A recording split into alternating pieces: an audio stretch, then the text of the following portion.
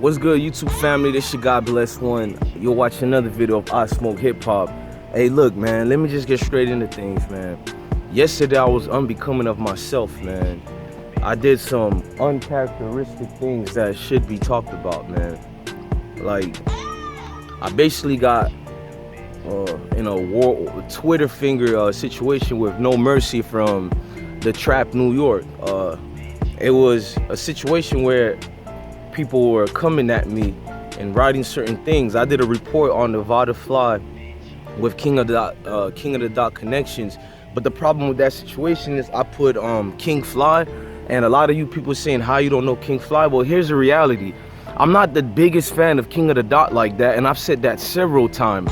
I had a chance to be the biggest fan of King of the Dot since 2012, 11, but a lot of them cats I knew from Grime Time, even Organic, and a lot of them. It's no hate and no shade to them, but no, I don't know King Fly, to a lot of you who expect people to know. And because of that, let me not get on that. And instead of taking my taking the criticism, I got in my feelings, because the truth is, man, a lot of you corny niggas in the battle rap world, I don't really respect like that. And I don't mean the niggas that do blogs and all that. I'm talking about these weirdo fans who go in the comment section and they going through your comment section every day.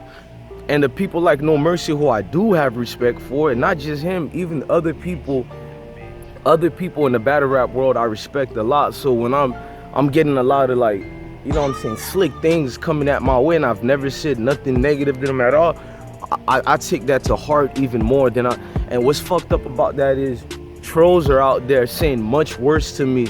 All No Mercy really said to me was, what is this clown talking about, and get the fuck out of here. These words don't even bother me in real life. I've seen worse in the comment section, but the reason I got in my feelings is because No Mercy is a nigga that's credible out here. He's done a lot of work for battle rap, and I respect it a lot. So it was like, wow, this nigga came at me as much as I try to respect the league. And let me explain even furthermore what I did to be wrong and why I went deep.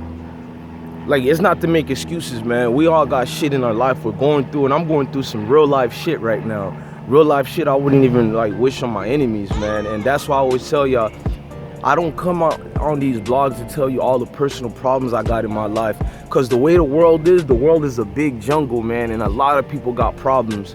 And my situation needs to be a book written about it, but it's like, just shut up about your dramas and don't bring it to the world. And that's what I do. I'm real good at being reserved and what I'm going through outside of battle rap and this camera that you look at me in.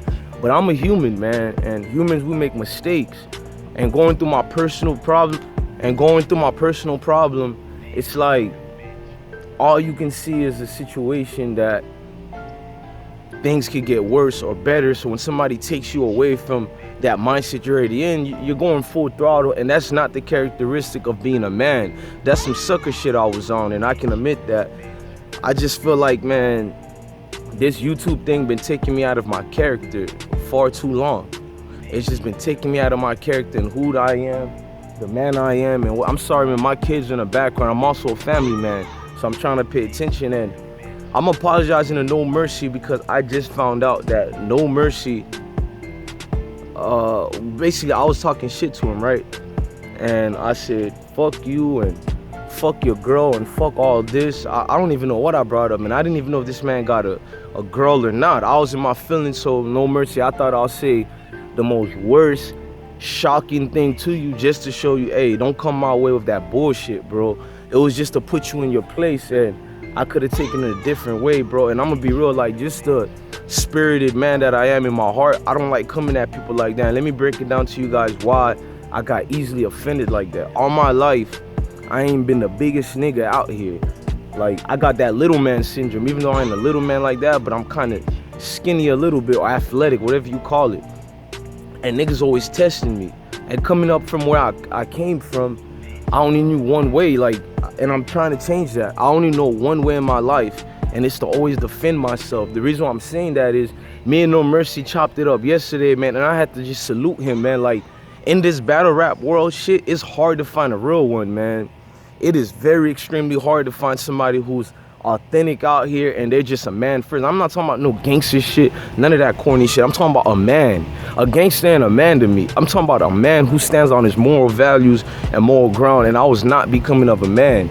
So me and him chopping it up, I'm noticing he was coming at me too, and he did a blog, which I didn't want to watch it because I know my emotions would make me even make this thing even worse. And I feel like let him kick off and talk his shit. He has a right to do a blog if I did a blog too on him and I violated on the blog. We chopped it up, and come to find out this man has a wife. He told him no hard feelings. His wife was laughing about it, but I'm gonna keep it real with you, Mercy. It was hard feelings on my side, bro. It was a straight violation, and had I known you had a wife in real life and all that, I would have never said that, bro. I was in my feelings, and I'm just shocked by how admirable you are, bro. You're an honorable man, dude. And I'm not embarrassed to say that in the camera about nobody. You're honorable. In this culture, we don't have a lot of that.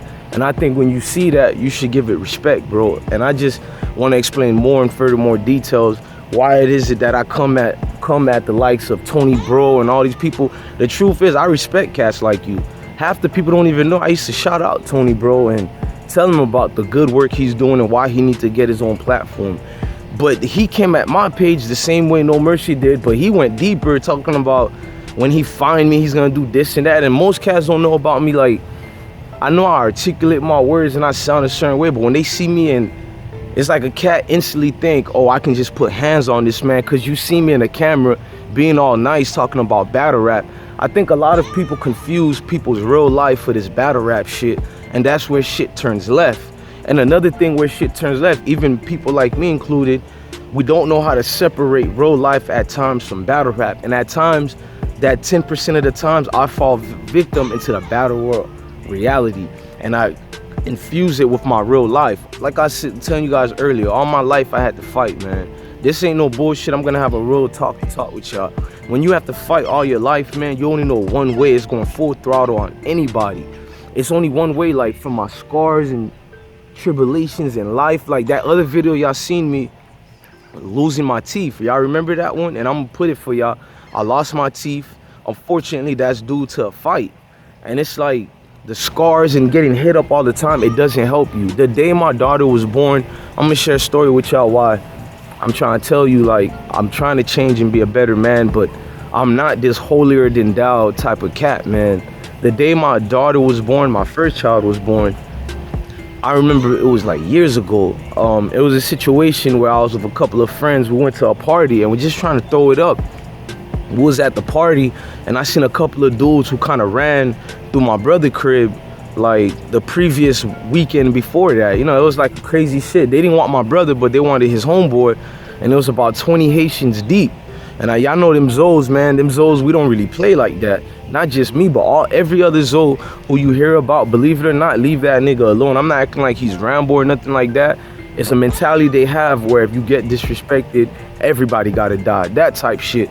So dealing with these Haitians, I'm like, damn, they at it again. And I remember I got in front of them, I shouted my match. I only had a pen in my hand, no gun or nothing. And it was like, protect your brother. That's what I was thinking in my head. But with that being said, it was squashed right there. But me thinking how I think, niggas never really squashed shit. And they was deep at the party.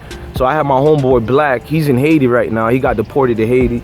My homeboy Black said he got a piece. I don't want to reveal too much. Let's just say he had something we wanted to go get to defend ourselves. And me and him was like the only two low-key people. Like, yeah, it's pussy everywhere, but fuck all that, man. I don't got time to think about a thick, bad bitch if my life might be on the line. And the people I love, I gotta protect. So we left everybody there, and we went to go locate if we can go grab that thing. Y'all know what I'm talking about.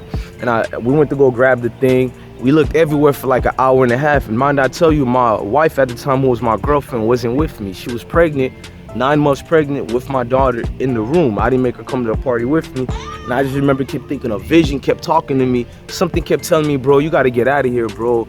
Your wife is about to have a baby. That's all they kept saying. Your baby is gonna come today, right now, this minute, today. I didn't want to believe that. I'm like, why does shit keep being in my head?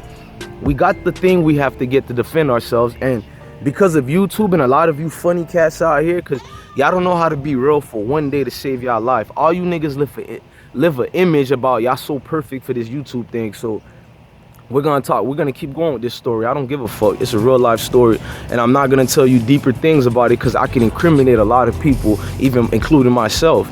But we went to go defend ourselves. We took the thing we had to. I'm in a party sitting down, and I'm noticing, yeah, all them niggas are there, but they're not really trying to start trouble. Everybody's just chilling with a chick. and minding their own business. And that's when I had to like reevaluate myself, man. This life I'm living is kind of crazy, man. And one of the kids that was part of the group that had the fire on them or whatever sees me, and he sees me going outside and he talks to me. And remember, I'm alarmed now, and this is a real life story I'm telling y'all. I'm kind of nervous, like, why this nigga about to pull on me? Because I peep game in my peripheral vision. He's walking on the other side of the door because he see me walking over there. And when we meet up, he's just letting me know how it's like, reminder, I tell you, this is a nigga that got bodies on him. This is a nigga that could have taken my life at any moment if you want. Not just my life, everybody I was in that party with, basically that way. And all I had was like a little, I don't want to say, like, if I say too much, but let's just say what I had was not bigger than what they had. And I was outnumbered anyways. But he talked to me like a real G and was like, it's nothing like that, bro. We just felt violated and we're responding to the offense of your affiliation with that associate. Because I don't call him my friend, like, I'm just calling him an associate. The guy that supposedly got my brother and us in that situation. But I just remember thinking, man, this is crazy. A life like this, I'm about to be a father. And I'm out here still doing the little dumb things I've been doing since adolescence, man. And to be real with you guys, right there, I seen the vision of that, and I told him, my bad. We talked it out, we chopped it up. I still don't trust nobody. And that's the thing. When you come in from the neighborhoods I come from, you don't just have PTSD from the military. You got PTSD that all y'all have just from living in these neighborhoods. It's never trusting nobody, man. I feel like when I'm loyal to people, I'll give my life to be loyal to you. That's how I am, and I'm solid out here like that. But it's not worth it. And I thought, I'm seeing a vision. My daughter's gonna be born. We talked it out. I go in the car. One of my other homeboys, because his girl was pregnant. I'm not lying. This is crazy about how things work. His girl was pregnant also, like 5 months pregnant. And he told me, yo, I don't feel good. I feel like something's talking to me. I gotta leave. So I told my twin, let's go. But my twin, he was like with 100 Haitians deep. So he was solid too. But you feel like nobody else can protect your loved ones more than you can. You feel me? I just feel like it's more better if I'm the one who protect them, because I feel like you're gonna give your all more than versus what these other cats will give. But he was 100 deep. He didn't want to leave the party. I stayed for a little bit longer. Then I left. And when I left, I went home, went to bed with the wife. Less than 30 minutes later, or I'll say maybe 40 minutes later, we gotta be rushed to the hospital. My wife broke her water broke. Yes, so we're rushing to the hospital. Guess what? It's the worst rain situation. You can't even see, even with your brights on, you can't even see past the screen. It's raining and it's like a thunderstorm. And the thunderstorms are coming in from everywhere. I'm like, God damn, the night just keep, you know what I'm saying, getting worse and worse. Like it took me a while to figure out I'm being tested by God, man. Like, you don't know it right there, but you feel something that like a powerful shit is testing you out there. And I just remember we go to the hospital and they're telling me like there's like a danger. I think the cord is maybe wrapped around like my daughter. I'm not too sure about what they were telling us, but there was a situation that was like not causing her to have the baby. So now we're in the hospital. It's like 20 hours later, man, after she already broke her water. It's crazy. We're in there waiting, and my daughter popped her head out of my wife's, I think around 12:30 a.m. that morning, right? But she didn't end up having my daughter until like 3 hours later. Let me explain why. I can see the head coming, which she had a lot of hair, and I was like, it was like a beautiful moment, man. You're in your little feelings. You're like, oh, I got my little seed, you know what I'm saying? The prophecy continues for me and all this and that. But then you get nervous because all the doctors rush in and you see it on cold, and it's like, whoa, what's going on? And you don't know what to tell your wife. You feel, well, she's not my wife at the time. You don't know what to tell her. And we did get married before I had my daughter, so she was my wife. Because we got married like 1 month before I had my daughter on my birthday, 2 months before my birthday. But I just remember like the doctor saying that something is going on, that my wife can't push the baby out. So they thought about a C-section, but because something that the baby was past already, they couldn't do the C-section. So I'm gonna say something that all niggas gonna get mad. Like, we all think we got nice, decent size in our woods. Pause, I don't mean to go there, but I'm being real. So when you see them getting a knife about to cut up your woman down there, you're thinking, oh man, will it still be that perfect fit? Like, so I'm thinking about dumb shit just to make light of things, so I don't be thinking, you know what I'm saying, like my baby dying. They're like, if they don't do this and cut her, not a C-section. Y'all women probably know what I'm talking about when they cut your between their pussy and I think the butthole. Like, it sounds kind of a violation what I'm talking about. I'm just naming facts. They cut between there, and then my baby came out. And when my baby came out, man, that's when it finally hit me, man. I went through all that shit in one day just to go through the process of what life is, just to show me how you can lose your life like that and you can see the magical miracle birth of life. It's all a cycle, man. And I don't want to do a continuation. When you in the presence of life and the gift of God, you should only defend yourself when it matters. Like, I'm real good at defending myself. When any man in here put their hands on me, I don't care how big you are, I'll find a way to defend myself. I've been doing that all my life. That's all I know. So when I talk on YouTube and I get mad like that, that's not fake. That's a real anger coming out of me. But what is exaggerated is the cameras allow us to enhance ourselves a little bit. So I might be doing a little bit extra for the YouTube world because my pride is attached to it. And that's not the real me as far as my character. On an everyday basis, I vibe good with everybody, man. I'm chill. I'm about black proper behavior. I don't call it black power because that's insane. What about my Caucasian brothers and sisters and that I have the utmost respect for, my Caucasian brothers and sisters that had my back in Iraq? What about them? So I'm not talking about black, I'm talking about just walking life every day, caring about another man and woman, and that's how life should be. But I feel like when you attribute and you show that side of you too much, people take advantage of you, man. Like, I would love to show more side of my poetic side of revolutionary mindset to get these young kids out of that parallelistic mindset that only tells you you have to take the gun and not use this no more to portray yourself as a man. So No Mercy, man, I just wanted to give a real, man, an apology, because a lot of people are gonna be like, oh, No Mercy punked you. He did. Number one, no man in this world that walked on this world, I can say right now, whether some are dead or alive, no man in this world, and unfortunately, I've been in a situation in my life that I wish I could take back, that my family knows about, that a lot of y'all don't, and it's like, the lives that were lost, hey, I wish we could take that back, man. And I'm not gonna go in details about that. See, I wish y'all can know more about my story, but I feel like this culture, if you go deep on things like that, y'all fuck people over, man. Y'all can take something so authentic and make us no choice to sell you this Jerry Springer drama that y'all love so much. Like, I honestly want to see this culture grow. And I said certain things that No Mercy I never even met, like to downplay this man work that he's done in the culture was a violation as well, man, because his work habits is impressive. He's never in the beef. No Mercy is never in anybody's beef, man. He's always chilled, relaxed. He stay on the side and he get the fuck out the way, man. And me coming from what I'm seeing in this culture and how a lot of these bloggers and these other league owners' presidents are, these niggas always gotta be seen, like Puffy on the damn TV screen and all that. Other than that, man, I just wanted to open up. I don't want to go in details because I feel like now is not the time to share about my real life stories. I'm not even talking about my army stories in Iraq, just living up in the neighborhoods that you all grew up from. Those stories, man. And when you're shell shocked through the military experience and you're shell shocked through bodies you've seen drop in these streets, man, these streets, it's horrific to even, like, I'm mad that I even have to put my mindset in that type of environment again, because it hurt. You think about them dudes' mothers, maybe even some of them had kids, and I can't take back what we did, man. I can't take it back. And that's why I'm talking as a man to No Mercy, because I'm not used to seeing cats being honorable, man.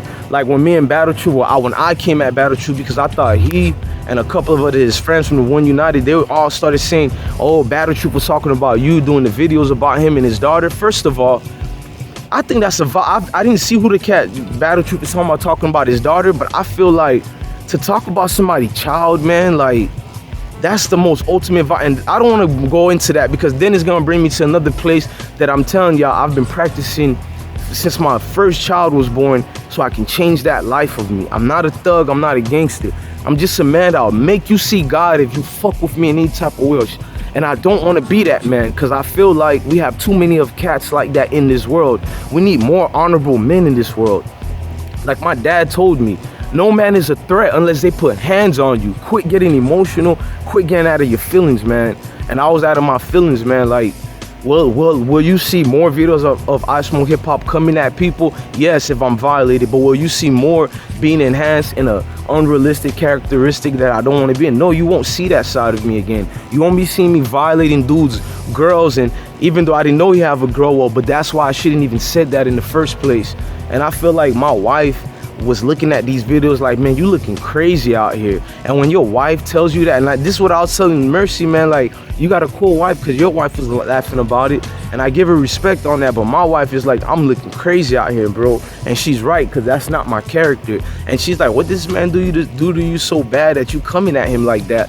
Hey, my woman was absolutely correct. And I know how some dudes be like, man, mind your business, stay in your lane. And I looked at my wife because that's my best friend. You dig? Your woman has to be your best friend. If you don't have a friendship with them, the shit's gonna falter fast. And I can tell No Mercy has a relationship with his wife like mine, and that make me like respect you a lot more, dude, because you interact with her in this battle rap thing, kind of like I do with mine, and y'all talk about that. And you said she laughed it up with you, and I'm like, man, I felt even worse, man, because what if she's looking at the words I was saying and she think this really is this nigga? He's really coming, like, even if she's laughing or not, like, I don't want my character ever to be portrayed like that, and I'm not violating anybody. I love battle rap. I will defend myself if somebody come at me, but needless that to be said, man, love your family, love your kids, and stay blessed, man. Unfortunately, I had to go back to some sad memories I didn't even want to talk about. If you are some of the victims that know what I'm talking about through the lives that were lost that day, hey, just know in the bottom of my heart, man, I'm sorry, man. And the character that you see now on my videos you watch, see, I've changed. To that family watching, you see I've changed, man. I'm not trying to be that guy. This thing I'm doing now is just basically for one love and unison. It's not for no drama and nothing like that. All I can say is, man, stay out the way, man. And that's what I'm gonna do now. I'm gonna stay out the way. We don't need none of that.